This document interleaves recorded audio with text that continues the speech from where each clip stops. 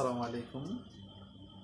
আজকে অনলাইন ক্লাসে হাজির হয়ে গেলাম। আমি মোহাম্মদ রুবেল মিয়া, প্রভাষক অর্থনীতি বিভাগ, লাহোর ফতেপুর ব্যারিস্টার জাকির আহমদ কলেজ। শিক্ষার্থীরা কেমন আছো তোমরা? আশা করি এই মহামারীর সময়েও আল্লাহর রহমতে সবাই ভালো আছো, আর সেই কামনাই করি। যাই হোক, গত ক্লাসে আমরা পড়েছিলাম অর্থনীতি প্রথম পত্রের 3য় অধ্যায় থেকে গড় ও প্রান্তিক ব্যয় রেখা সম্পর্কে। আজকে আমরা আলোচনা করব টিএফসি এবং এএফসি রেখা সম্পর্কে। তার আগে আমরা জেনে নেই টিএফসি এবং এএফসি কি। টিএফসি হচ্ছে একটি দ্রব্য উৎপাদন করতে গেলে ফার্ম অথবা প্লান্টের মালিক উৎপাদন করা এবং না করা দুই অবস্থায় যে ব্যয় বহন করে, অথবা উৎপাদন করলেও না করলে যে ব্যয় বহন করতে হয় তাকে টিএফসি বলে। টিএফসির পুনরূপ হচ্ছে total fixed cost. Total fixed cost, মোট স্থির ব্যয়, বাংলা হচ্ছে মোট স্থির ব্যয়। স্থির ব্যয়, মোট স্থির ব্যয়। তাহলে টিএফসি সংজ্ঞা হচ্ছে, মোট স্থির ব্যয়ের সংজ্ঞা হচ্ছে উৎপাদন করলে ও না করলে উৎপাদনকারীকে বা প্লান্টের মালিককে যে পরিমাণ খরচ বা ব্যয় বহন করতে হয় তাকে টিএফসি বা মোট স্থির ব্যয় বলে। যেমন উৎপাদন কোনো কারণে বন্ধ থাকা অবস্থায়, দুর্যোগের সময়, রাজনৈতিক অস্থিতিশীলতা, কাঁচামালের দুষ্প্রাপ্যতা, বিভিন্ন কারণে উৎপাদন বন্ধ হতে পারে, শ্রমিকদের অসন্তোষ বা আন্দোলনের কারণে উৎপাদন বন্ধ হতে পারে। এই পর্যায়ে কিছুদিন বা সাময়িকভাবে উৎপাদন বন্ধ থাকলেও, কয়েক মাস বন্ধ থাকলেও কিন্তু উৎপাদনকারীকে, প্লান্টের বা ফার্মের মালিককে একটি নির্দিষ্ট পরিমাণ ব্যয় বহন করতে হয়। কারখানার ভাড়া, স্থায়ী শ্রমিকের বেতন, কলকারখানা ইত্যাদি খরচগুলো বহন করতে হয়, আর এইটাকেই বলা হয় টিএফসি। তাহলে টিএফসি উৎপাদনের প্রথম থেকে শেষ পর্যন্ত একই থাকে, নির্দিষ্ট পরিমাণ থাকে। এফসি কাকে বলে? টিএফসি কে উৎপাদনের পরিমাণ দ্বারা ভাগ করলে এএফসি পাওয়া যায়। এফসি পুনরূপ হচ্ছে এভারেজ ফিক্সড কস্ট। আমি আবারও বলছি, এফসি পুনরূপ হচ্ছে এভারেজ ফিক্সড কস্ট, গড় স্থির ব্যয়। স্থির ব্যয়, গড় স্থির ব্যয়। এভারেজ ফিক্সড হচ্ছে গড় স্থির ব্যয়। তাইলে টিএফসি কে উৎপাদনের পরিমাণ দ্বারা ভাগ করলে যে ব্যয় পাওয়া যায় তাকে বলা হয় গড় স্থির ব্যয়। এবার তাহলে আমরা টিএফসি রেখাটা অঙ্কন করে দেখি। সবাই লক্ষ্য করো,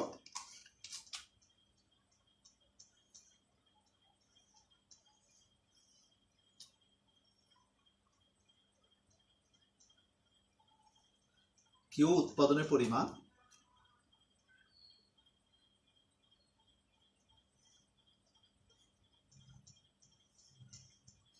TFC total fixed cost, AFC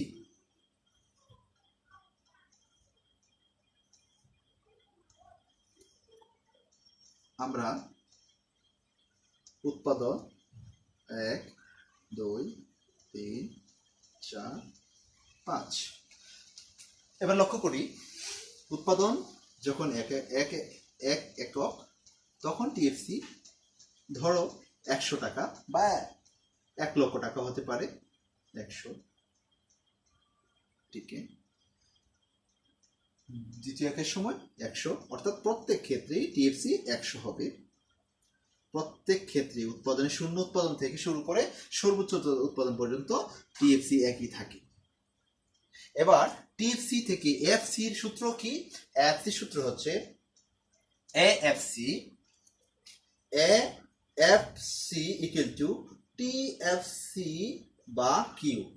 TFC কে উৎপাদনের পরিমাণ দ্বারা ভাগ করলে এফসি পাওয়া যায়। তাহলে আমরা টিএফসি 100 কে যদি উৎপাদনের পরিমাণ দ্বারা ভাগ করি তাহলে 100, 100 কে 2 দ্বারা ভাগ করি 50, 100 কে 3 দ্বারা ভাগ করলে 33.33, 4 দ্বারা ভাগ করলে 25, 5 দ্বারা করলে 20।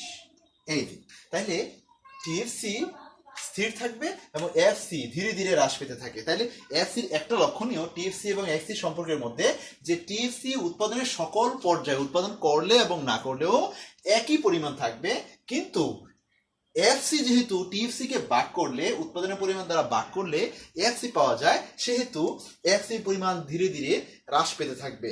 অর্থাৎ উৎপাদনের পরিমাণ বৃদ্ধি পেতে থাকলে টিএফসি অনেকগুলো এককের মধ্যে অনেকগুলো দ্রব্যের মধ্যে ভাগ হয়ে যায়, যে কারণে ধীরে ধীরে এফসির পরিমাণ হ্রাস পেতে থাকে। বন্ধুরা এবার লক্ষ্য করো, আমরা এবার টিএফসি রেখা অঙ্কন করবো চিত্র থেকে। টিএফসি হবে ঠিক ভূমি অক্ষের সমান্তরাল। যেহেতু টিএফসি প্রত্যেক ক্ষেত্রে সমান, তাহলে টিএফসি হবে ভূমি অক্ষের সমান্তরাল। ভূমি অক্ষে উৎপাদন লম্ব অক্ষে টিএফসি দেখানো হলো। টিএফসি মোট স্থির বেগ দেখানো হবে, স্থির বেগ। এবার উৎপাদন 1 2 3 4 5 প্রত্যেক ক্ষেত্রে টিএফসি আমরা যদি এখানে ধরি 50 100, তাহলে দেখো সবাই লক্ষ্য করো, যখন শূন্য উৎপাদন তখনও টিএফসি 100, যখন 1 একক দ্রব্য উৎপাদন তখনও টিএফসি 100, 2 একের সময় 100, 3 একক, 4 একক, 5 একক প্রত্যেক ক্ষেত্রে টিএফসি সমান। আমার রেখাগুলো একটু ব্যতিক্রম হয়ে গেছে, তোমরা স্কেল দিয়ে করলে সমান হবে। তাহলে দেখো প্রত্যেক ক্ষেত্রেই টিএফসি কি হচ্ছে সমান। আমরা এই A B C D E বিন্দুগুলো যোগ করলে যে রেখা পাবো সেটা হচ্ছে টিএফসি রেখা। তাহলে আমরা দেখতে পেলাম যে এই ছক থেকে টিএফসি অঙ্কন করা সহজ উপায়। আরেকটা কথা হচ্ছে, এখানে কিন্তু দৈর্ঘ্য এবং প্রস্থের কোনো মাপ নেওয়া লাগবে না, সুতরাং লম্ব অক্ষ এবং ভূমি অক্ষের সমান হলেই যথেষ্ট। লম্ব অক্ষ এবং ভূমি অক্ষ, এই লম্ব অক্ষ এবং ভূমি অক্ষটা সমানভাবে স্কেল দিয়ে নিলেই হবে, হাতে অঙ্কন করা যাবে। বন্ধুরা এখানে ভয় পাওয়ার কোনো কিছু নেই, অর্থনীতির গ্রাফগুলো খুবই সহজ, সেখানে জ্যামিতিক কোনো মাপ নেই, তাইলে এখানে সহজে আমরা রাখতে পারবো। লম্ব অক্ষ এবং ভূমি অক্ষকে আন্দাজে নিতে পারবো অথবা স্কেল দিয়েও ধরে নিতে পারবো। তাহলে আমরা সহজেই ছক থেকে টিএফসি রেখা অঙ্কন করে দেখালাম। এবার আমরা দেখবো এএফসি রেখা। তাহলে আমরা টিএফসি কি শিখলাম, যে উৎপাদনের বিভিন্ন পর্যায়ে যে ব্যয় কোনো পরিবর্তন হয় না, উৎপাদন করলে অথবা না করলে একই পরিমাণ থাকে, তাকে টিএফসি বলে। টিএফসি সবসময় যেহেতু একই থাকে, এর জন্য ভূমি অক্ষের সমান্তরাল, টিএফসি রেখা ভূমি অক্ষের সমান্তরাল হবে। এবার আসো এএফসি সম্পর্কে।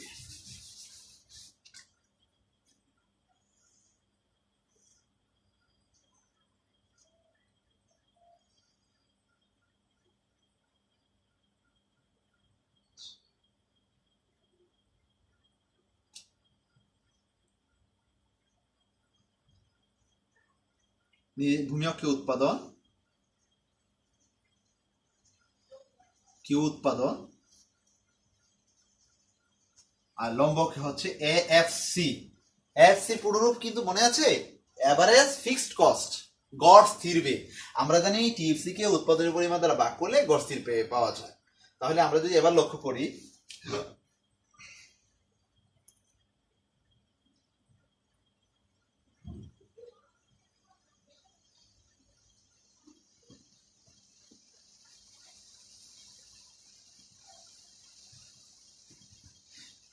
এক একক দ্রব্যের সময় এফসি কত 100, তাহলে আমরা এই রেখাটা এইভাবে টেনে নেব উপরের দিকে। সবাই লক্ষ্য করো, এখানে একটা বিন্দু, যখন 2 একক দ্রব্য উৎপাদন হয়েছে টিএফসি কিন্তু স্থির, এএফসি হ্রাস পেয়ে 50 হয়। তাহলে আমরা এই 2 এককের দ্রব্য থেকে এইভাবে রেখাটা উপরের দিকে টানবো, আর 40 এবং 60 এর মাঝামাঝি এই যে 50 নিয়ে নেব, এখানে একটা বিন্দু।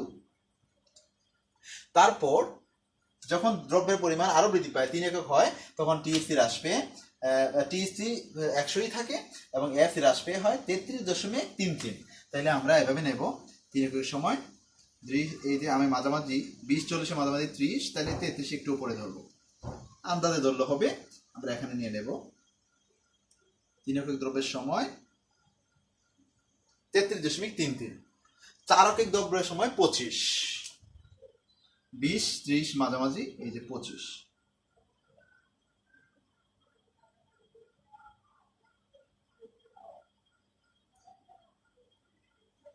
5 একক দ্রব্য, যখন 5 একক দ্রব্য তখন এএফসি হ্রাস পেয়ে হয় 20। ছকের মধ্যে দেখা যাচ্ছে, সবাই একটু লক্ষ্য করো।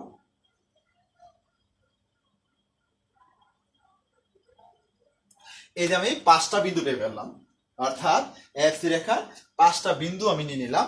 এবার এই বিন্দুগুলো আমরা যোগ করব, এবার এই বিন্দুগুলো উপর থেকে আমরা নিচে যোগ করব।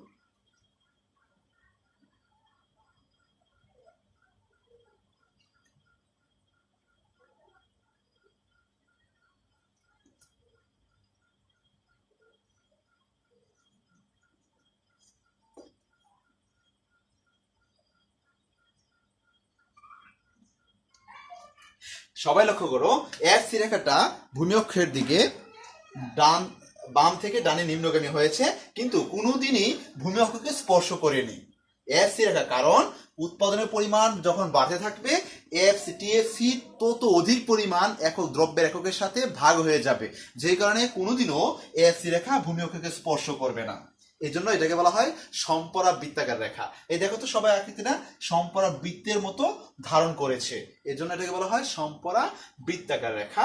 এটা ভূমি অক্ষের দিকে নেমে যাবে, কিন্তু কোনোদিনও লম্ব অংশে এবং ভূমি অংশে উভয় পক্ষে, লম্ব অক্ষ এবং ভূমি অক্ষ উভয় পক্ষে কোনোদিনও লম্বকে স্পর্শ করবে না, ভূমি অক্ষকে স্পর্শ করবে না। আমরা এটা থেকে একটা জিনিস বুঝতে পারবো যে এফসি রেখা কোনোদিনও ভূমি অক্ষকে স্পর্শ করবে না। আমরা তাই এইভাবে আমরা এফসি এবং টিএফসি রেখা অঙ্কন করতে পারবো। তারপর উৎপাদন বিধি, অর্থনীতির তৃতীয় অধ্যায়ে সবচেয়ে গুরুত্বপূর্ণ যে অংশটা সেটা হচ্ছে উৎপাদন বিধি সম্পর্কে। যে বিধিতে উৎপাদন ব্যয়ের সাথে উৎপাদিত দ্রব্যের পরিমাণ নিয়ে আলোচনা করা হয় বা অনুপাত জানা যায়, যে বিধিতে উৎপাদন ব্যয়ের সাথে উৎপাদিত দ্রব্যের অনুপাত জানা যায়, তাকে বলা হয় উৎপাদন বিধি। উৎপাদন বিধি 3 প্রকার। উৎপাদন বিধি 3 প্রকার। একটা হচ্ছে ক্রমবর্ধমান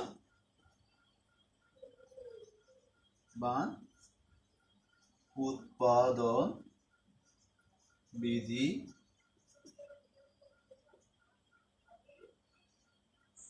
ক্রমহ্রাসমান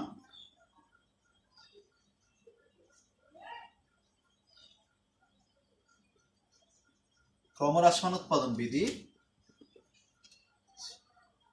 স্থির বা সমানুপাতিক।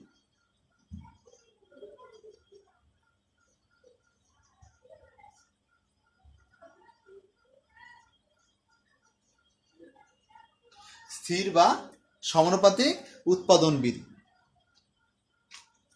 তাহলে ক্রমবর্ধমান উৎপাদন বিধি কি?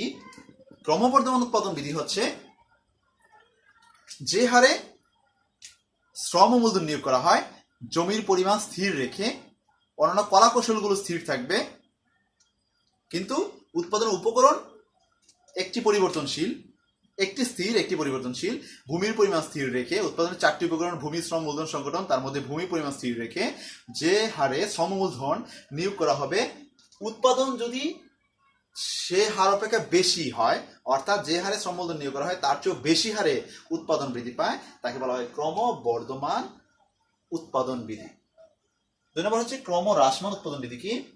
একই কথা, জমির পরিমাণ কলাকৌশল স্থির রেখে যে হারে শ্রম মূলধন নিয়োগ করা হয়, মোট উৎপাদন যদি সে হার অপেক্ষা কম হারে বৃদ্ধি পায়, তাকে বলা হয় ক্রমহ্রাসমান উৎপাদন বিধি।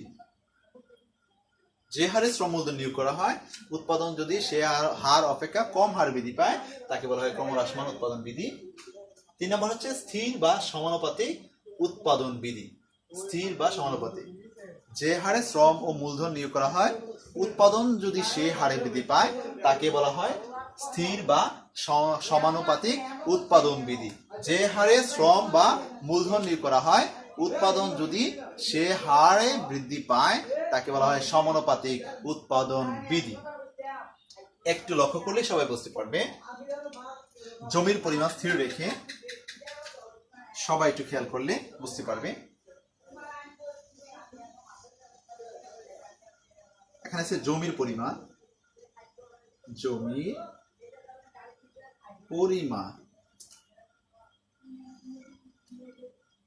মোট উৎপাদন, শ্রম মূলধন,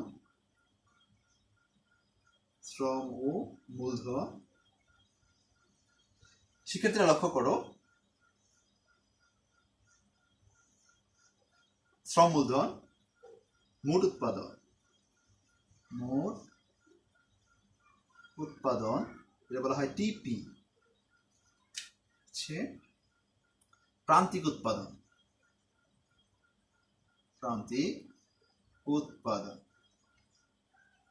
জমির পরিমাণ প্রত্যেক ক্ষেত্রে এক থাকবে।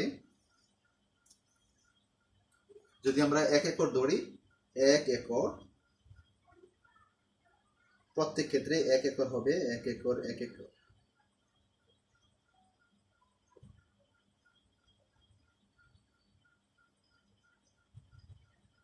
এবার শ্রম মূলধন আমরা যদি ধরি 1000 টাকা, 2000 টাকা, 3000 টাকা, 4000 টাকা। এবার লক্ষ্য করি মোট উৎপাদন কি হবে।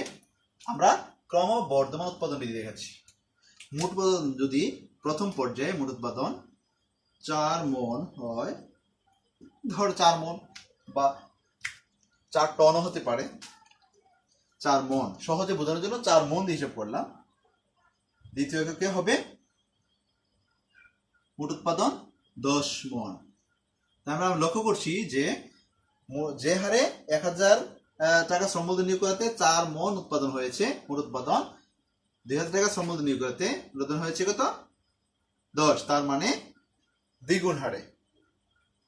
তারপরে 3000 টাকা শ্রম মূলধন নিয়োগ করাতে মোট উৎপাদন বৃদ্ধি পেয়ে হয়েছে 20 মণ। 4000 টাকা শ্রম মূলধন নিয়োগ করাতে হয়েছে 40 মণ। এবার দেখো তো প্রান্তিক উৎপাদন কত? প্রান্তিক উৎপাদন সূত্র হচ্ছে MP = del TP by del Q। তাইলে আমরা দেখি del Q বা del L। হ্যাঁ, তাইলে আমরা দেখি এখানে মোট উৎপাদন যখন 4, প্রান্তিক উৎপাদন হবে 4 মণ। দ্বিতীয় হচ্ছে পরিবর্তন কত? 2000 টাকা শ্রম মূলধন নিয়োগ করাতে মোট উৎপাদন পরিবর্তন হয়েছে কত? 10 থেকে 4 বিয়োগ করব, তাহলে আসে 6 মণ। তৃতীয় এককে 20 থেকে 10 বিয়োগ করলে কত আসবে? পরিবর্তন। মোট উৎপাদন পরিবর্তনই হচ্ছে প্রান্তিক উৎপাদন। সূত্র হচ্ছে MP = del TP by del Q। পরিবর্তন হচ্ছে কত? 10। তৃতীয় এককে দেখা যায় 40 থেকে 20 বিয়োগ করলে আসে কত? 20।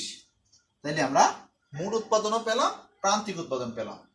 এবার যদি আমরা চিত্রে প্রকাশ করি তাহলে এইভাবে হবে।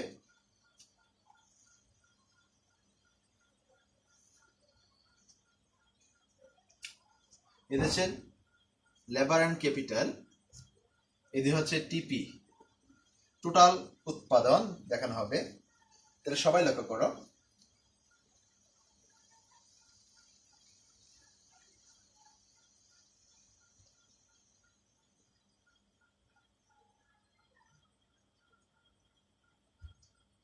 শ্রম মূলধন আর লম্বক হচ্ছে টিপি। আমরা এখানে দেব প্রায়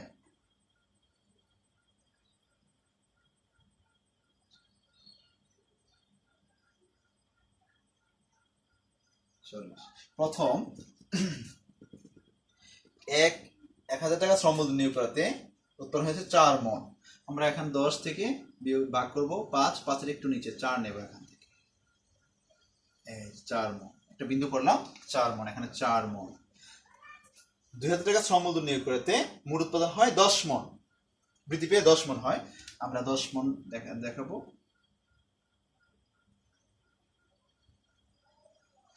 3000 টাকা শ্রম মূলধন নিয়োগ করাতে, সবাই লক্ষ্য করো রেখাটার আকৃতিগুলো লক্ষ্য করো। 3000 টাকা শ্রম মূলধন নিয়োগ করাতে মোট উৎপাদন বৃদ্ধি পেয়ে হয় 20 মণ, ক্রমবর্ধমান হারে বৃদ্ধি পাচ্ছে। আমার লেখা আঁকাটা বাঁকা হচ্ছে সামান্য, কিন্তু তোমরা যখন স্কেল দিয়ে করবে তখন সোজা হবে। যখন 4000 টাকা শ্রম মূলধন নিয়োগ করে মোট উৎপাদন বৃদ্ধি হয় 40 মণ।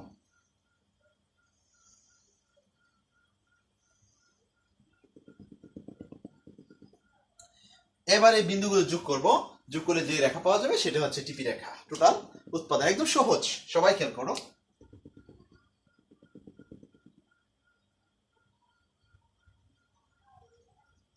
টিপি। সবাই একটু লক্ষ্য করো যে টিপি রেখাটা বাঁকা ছুরির মতো বা বলা যায় বাঁকা ছুরি বা কাঁচির মতো বাঁকা হয়ে উপরের দিকে উঠে গেছে। এটি হচ্ছে ক্রমবর্ধমান উৎপাদন মোট উৎপাদন রেখা, ক্রমবর্ধমান মোট উৎপাদন রেখা। এবার আমরা পাশাপাশি ক্রমবর্ধমান প্রান্তিক উৎপাদন রেখা এমপি রেখা অঙ্কন করি, সেম এটার মতোই হবে। তাহলে এই বিন্দুগুলো যোগ করলে যে রেখা পাওয়া যাবে সেটা হচ্ছে ক্রমবর্ধমান। আমরা দেখা রাখবো ভূমি অক্ষে শ্রমমূলধন দেখানো হলো, লম্বকে দাম দেখানো হচ্ছে, টিপি হচ্ছে ক্রমবর্ধমান উৎপাদন রেখা। যখন শ্রমমূলধন 1000 টাকা নিয়োগ করা হয়, মোট উৎপাদন হয় 4 মণ, যা এ বিন্দুতে দেখানো হয়েছে। বা এভাবে লেখা যায়, বি বিন্দুতে যখন 2000 টাকা শ্রমমূলধন নিয়োগ করা হয়, মোট উৎপাদন বৃদ্ধি পেয়ে 10 মণ হয় বা 10 টন হয়। যখন আরো শ্রমমূলধন নিয়োগ করা হয়, একই হারে বৃদ্ধি পায়, শ্রমমূলধন 3000 টাকা নিয়োগ করা হয়, মোট উৎপাদন বৃদ্ধি হয় 20 মণ। 4000 টাকা নিয়োগ করলে মোট উৎপাদন বৃদ্ধি পেয়ে হয় 40 মণ। সুতরাং এ বি সি অর্থাৎ বিন্দুগুলো যোগ করলে যে রেখা পাওয়া যাবে সেটি হচ্ছে ক্রমবর্ধমান উৎপাদন রেখা। বন্ধুরা, এবার আমরা ক্রমবর্ধমান প্রান্তিক উৎপাদন রেখা অঙ্কন করব, এটার মতোই হবে সেম।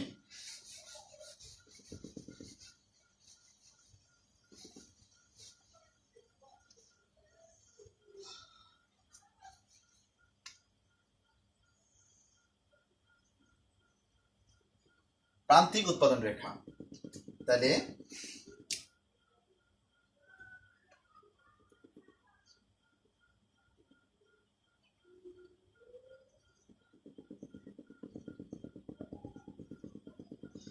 যখন 1000 টাকা শ্রমমূলধন নিয়োগ করা হয়, প্রান্তিক উৎপাদন ছিল কত? 4। 2000 টাকা শ্রমমূলধন নিয়োগ করা হলে প্রান্তিক উৎপাদন বৃদ্ধি পেয়ে, মোট উৎপাদন যখন 10 হয়, প্রান্তিক উৎপাদন বৃদ্ধি পেয়ে 6।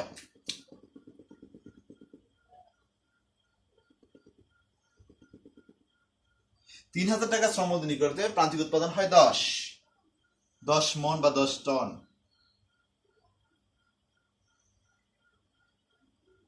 4000 টাকা শ্রমমূলধন নিয়োগ করা হয়, প্রান্তিক উৎপাদন হয় 20। এবার আমরা এই বিন্দুগুলো যোগ করলে যে রেখা পাবো সে হচ্ছে ক্রমবর্ধমান প্রান্তিক উৎপাদন রেখা, এমপি রেখা। টি আর এস কিউ অথবা যে কোনো একটা বিন্দু এম। তাহলে লক্ষ্য করা যায় যে টিপি এবং এমপি রেখা প্রায় একই রকমের ঊর্ধ্বগামী হয়, ক্রমবর্ধমান হারে বৃদ্ধি পেয়ে উপরের দিকে উঠে যায়। এবার আসো বন্ধুরা, ক্রমহ্রাসমান প্রান্তিক উৎপাদন বিধি। ক্রমহ্রাসমান প্রান্তিক উৎপাদন বিধি বলেছিলাম যে হারে শ্রমমূলধন নিয়োগ করা হয়, জমির পরিমাণ কলা কৌশল স্থির রেখে, জমির পরিমাণ স্থির রেখে, উৎপাদনের একটা উপকরণ স্থির রেখে অন্য উপকরণ যদি ক্রমাগতভাবে বৃদ্ধি পেতে থাকে, মোট উৎপাদন যদি ক্রমহ্রাসমান হারে বাড়ে এবং প্রান্তিক উৎপাদন কমতে থাকে, তাকে বলা হয় ক্রমহ্রাসমান প্রান্তিক উৎপাদন বিধি, যে বিধিতে আলোচনা করা হয়। এবার আমরা লক্ষ্য করব,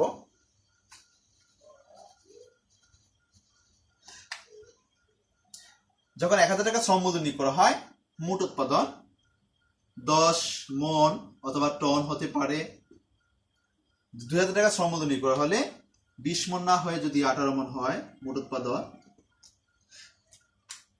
3000 শ্রমমূলধন নিয়োগ করা হলে যদি হয় 24 মণ। 4000 টাকা শ্রমমূলধন নিয়োগ করা হলে হয় 28 মণ। তাহলে প্রান্তিক উৎপাদনের কি অবস্থা হতে পারে আমরা লক্ষ্য করি, এমপি প্রান্তিক উৎপাদন হচ্ছে এমপি। তাহলে আমরা জানি এমপি সূত্র কি, এমপি হচ্ছে ডেল টিপি বাই ডেল কিউ। তাইলে আমাদের প্রান্তিক বদলের হার কত হচ্ছে, শ্রমমূলধন 1000 টাকা নিয়োগ করলে মোট উৎপাদন টিপি, প্রান্তিক উৎপাদন হচ্ছে 10, মোট উৎপাদন 10, প্রান্তিক উৎপাদন 10। যখন 2000 টাকা শ্রমমূলধন নিয়োগ করা হয়, মোট উৎপাদন হয় 18। 18 থেকে আমরা যে পরিবর্তনের হার কত, মোট উৎপাদন পরিবর্তনের হার হচ্ছে 8। আর শ্রমমূলধন নিয়োগের হার হচ্ছে 1। তাহলে আমাদের প্রান্তিক উৎপাদন হচ্ছে 8 মণ। যখন 3 একর জমিতে 3000 টাকা শ্রমমূলধন নিয়োগ করা হয়, মোট উৎপাদন বৃদ্ধি হয় 24, প্রান্তিক উৎপাদন হয় 6। তারপর হয় প্রান্তিক উৎপাদন 4, বিয়োগ করলে 28 থেকে 24 4। তাহলে আমরা লক্ষ্য করলাম যে মোট উৎপাদন ক্রমহ্রাসমান হারে বাড়ছে, দ্বিগুণের চেয়ে কম হারে। যে হারে শ্রমমূলধন নিয়োগ করা হলো তার চেয়ে কম হারে মোট উৎপাদন বৃদ্ধি পেল, কিন্তু প্রান্তিক উৎপাদন হ্রাস পাচ্ছে। যদি আমরা চিত্রে দেখাই,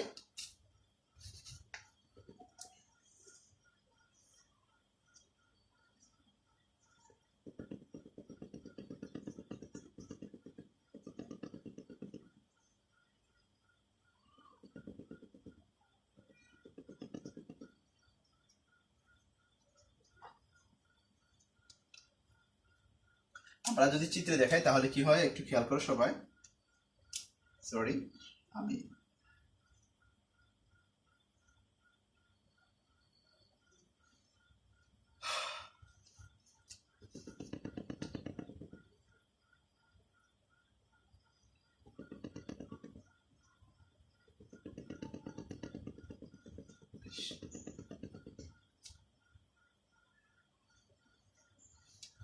এক হাজার টাকা তখন 10 মণ উৎপাদন হয়, 10 মণ।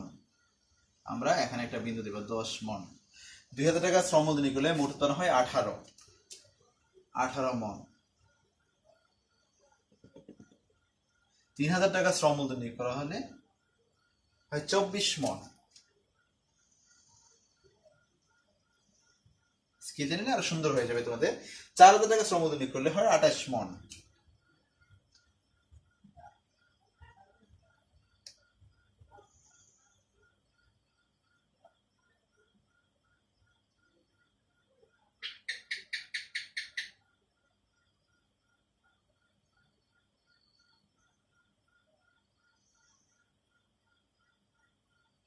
এবার বন্ধুরা লক্ষ্য করো যে আমরা এই বিন্দুগুলো যোগ করব, প্রত্যেকটা বিন্দু যোগ করব।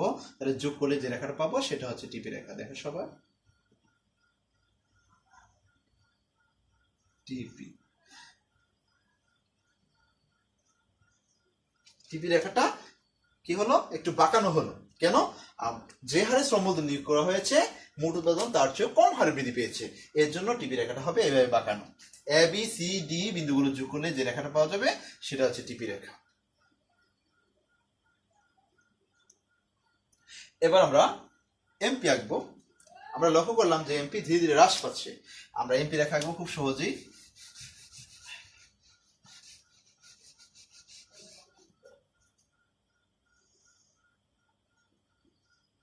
আমরা এইভাবে এমপি রেখাটা অঙ্কন করে ফেলবো।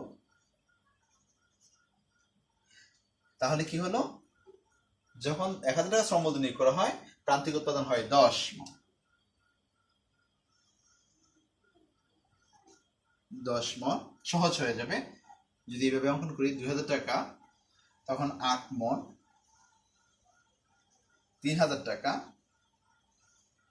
6 মণ। 4000 টাকা 4 মণ। একটু সোজা হবে, 4 মণ। এ বি সি ডি বিন্দুগুলো যোগ করলে যে রেখা পাওয়া যাবে প্রান্তিক উৎপাদন রেখা। তাইলে ক্রমহ্রাসমান প্রান্তিক উৎপাদন বিধি, যে হারে শ্রম মূলধনী নিয়োগ করা হয় প্রান্তিক উৎপাদন যদি ক্রমহ্রাসমান হারে কমতে থাকে এবং মোট উৎপাদন যদি ক্রমহ্রাসমান হারে বৃদ্ধি পায় তাকে বলা হয় ক্রমহ্রাসমান প্রান্তিক উৎপাদন। বন্ধুরা পারবে সবাই? তাহলে 3 নম্বর হচ্ছে স্থির বা সমানুপাতিক উৎপাদন বিধি। একইভাবে যে সমানুপাতিক উৎপাদন বিধি, এটা হচ্ছে যে হারে শ্রম মূলধনী নিয়োগ করা হয় উৎপাদন যদি সে হারে বৃদ্ধি পায় একই হারে, তাকে বলা হয় সমানুপাতিক বা স্থির উৎপাদন বিধি। এটা আমরা ছকের সাথে দেখি।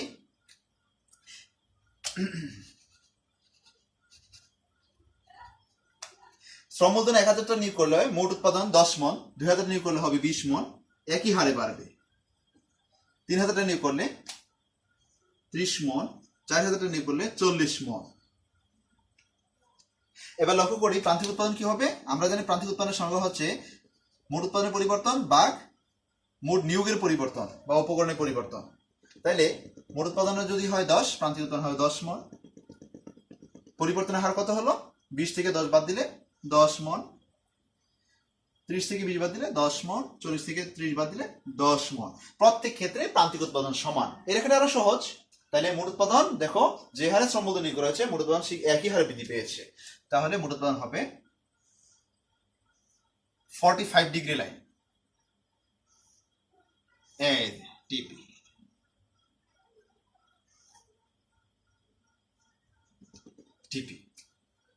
যে হারে শ্রম মূলধনী করা হয়েছে উৎপাদন সে হারে বৃদ্ধি পেয়েছে।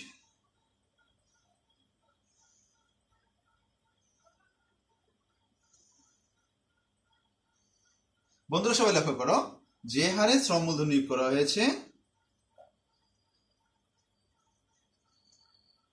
উৎপাদন সে হারে বৃদ্ধি পেয়েছে। তাহলে আমরা এই বিন্দুগুলো টি আর এস পি এই বিন্দুগুলো যোগ করলে যে রেখা পাবো তা হচ্ছে সমানুপাতিক উৎপাদন রেখা, মোট উৎপাদন রেখা। তাহলে যে হারে শ্রম মূলধন নিয়োগ করা হলো মোট উৎপাদন ঠিক সেই হারে বৃদ্ধি পেল। এবার প্রান্তিক উৎপাদন দেখি। প্রান্তিক উৎপাদন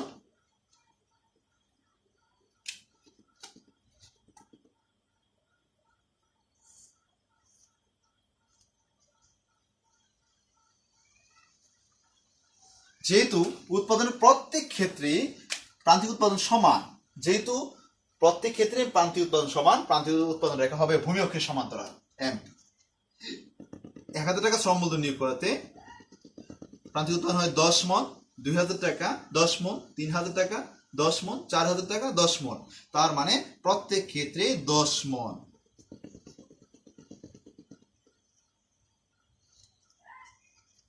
তাহলে প্রত্যেক ক্ষেত্রে সমান, এর জন্য প্রান্তিক উৎপাদন রেখা ভূমি অক্ষের সমান্তরাল। তাহলে শিক্ষার্থীরা আমরা আজকে শিখতে পারলাম টিএফসি রেখা এএফসি রেখা সম্পর্কে। টিএফসি রেখা কেন ভূমি অক্ষের সমান্তরাল হয় এবং এএফসি রেখা কেন বাম দিক থেকে ডান দিকে নেমে যায়। কারণ এএফসি হচ্ছে টিএফসি অনেকগুলো এককের মধ্যে ভাগ হয়ে যাওয়ার কারণে এএফসি বাম দিক থেকে ডান দিকে নেমে যায়। পক্ষান্তরে টিএফসি ভূমি অক্ষের সমান্তরাল হয় কেন? যেহেতু উৎপাদনের সকল পর্যায়ে টিএফসি সমান থাকে, মোট সিএফ সমান থাকে, সেজন্য টিএফসি রেখা ভূমি অক্ষের সমান্তরাল হয়। তারপর আমরা আজকে শিখতে পারলাম ক্রমবর্ধমান উৎপাদন বিধি, ক্রমহ্রাসমান উৎপাদন বিধি এবং স্থির বা সমানুপাতিক উৎপাদন বিধি সম্পর্কে। আজকে এ পর্যন্তই। আগামী ক্লাসে আমরা অন্য একটি চ্যাপ্টার নিয়ে আলোচনা করব। সবাই ভালো থাকবে, সুস্থ থাকবে। আসসালামু আলাইকুম।